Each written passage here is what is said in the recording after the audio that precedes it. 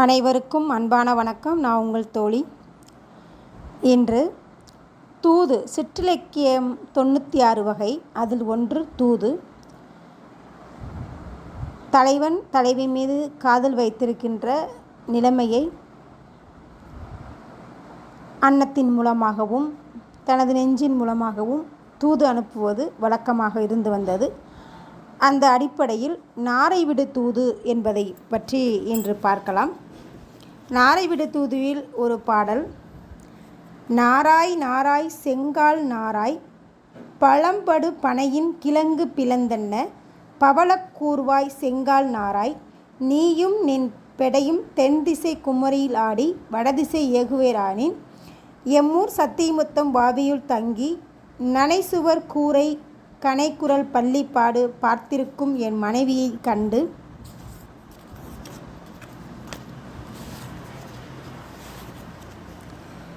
எங்கோன் மாறன் வழுதி கூடலில் ஆடையின்றி வாடையில் மெலிந்து கையது கொண்டு மேலது தழுகி பேழையில் இருக்கும் பாம்பன உயிர்க்கும் ஏழையாளனை கண்டனம் எனுமே.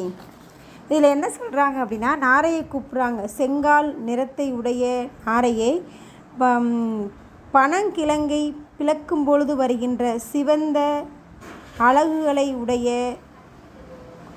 வாயினை கொண்ட நாரையே, நீயும் உன்னுடைய பெடையும் சேர்ந்து தென் திசை குமரியில் நீராடிட்டு வடதிசைக்கு நீங்கள் போய் எங்கள் ஊர் வடதிசையில் சத்திமுத்தம் என்ற ஊர், அந்த ஊரில் தங்கிட்டு அங்கே நனைந்த சுவரில் பள்ளியோட ஓசையை பள்ளியோட குரலை பார்த்து கொண்டிருக்கும் எனது மனைவியை கண்டு மாறன் கூடலில் வறுமையில் இருப்பதனால் அங்கு உன்னுடைய தலைவன் ஆடையின்றி குளிரில் கையினை கொண்டு உடலினை மறைத்து கொண்டிருக்கும் பெட்டியில் அடைத்திருக்கும் பாம்பன சுருண்டிருக்கும் உன்னுடைய தலைவனை உன்னுடைய கணவனை கண்டேன் என்று எனது மனைவியிடம் சொல்லு என்று இந்த பாடலில் அமைந்திருக்கு.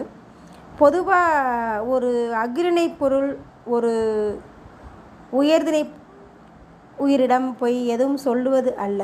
ஆனால் மனதில் இருக்கின்ற மன அழுத்தங்களையும் மனவேதனைகளையும் காதல்களையும் வெளிப்படுத்துவது